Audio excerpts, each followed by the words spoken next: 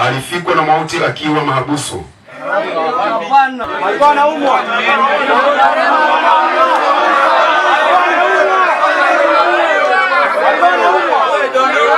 Baada ya taarifa iliyotolewa siku chache zilizopita na jeshi la polisi zikidai kwamba kijana Michael Rambau alifariki dunia kwa kujinyonga ndani ya kituo cha polisi kati kilichopo mkoani Kilimanjaro, hatimaye mwili wa kijana huyo ulipelekwa nyumbani kwao Rau, manispaa ya Moshi kwa ajili ya kushiriki ibada ya maziko yake. Inaelezwa kwamba waombolezaji hao wenye hasira kali wanadaiwa kuvuruga maziko hayo baada ya kuchukizwa na aliyedaiwa kusoma wasifu wa marehemu kutokutaja chanzo cha kifo cha Michael Rambau.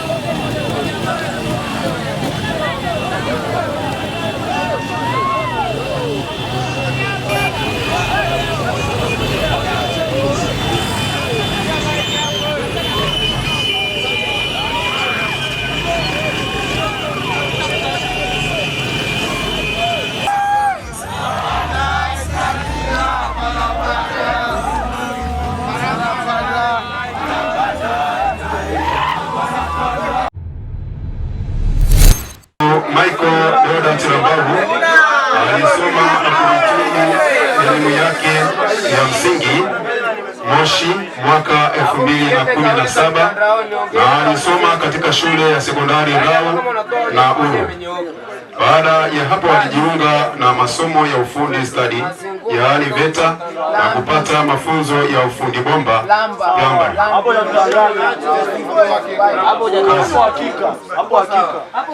Ndugu Michael Rambau alijishughulisha na shughuli za ufundi bomba yaani plumber, lakini pia shughuli za usafirishaji kwa maana ya bodaboda.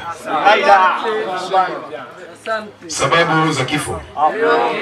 Mpendwa wetu Michael Rambau alifikwa na mauti akiwa mahabusu tarehe 13 ya mwezi wa kwanza mwaka 2026 na amefariki dunia akiwa na umri wa miaka 21.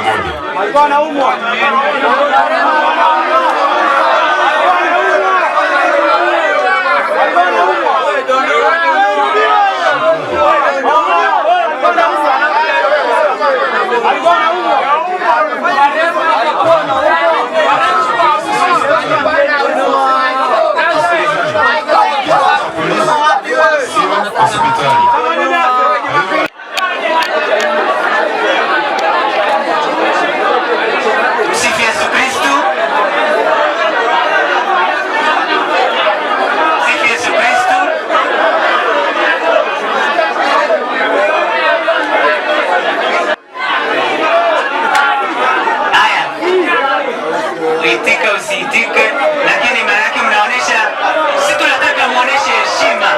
Muonesheni heshima kwa huyu. Mmoja huu unapaswa kupangwa na tunu njema: imani, utulivu, amani, vyote.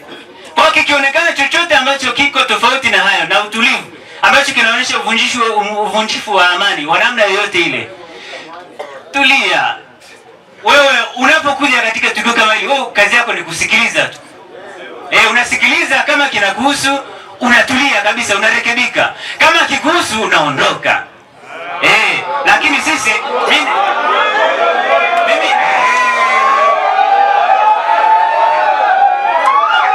sasa, haya, tulia.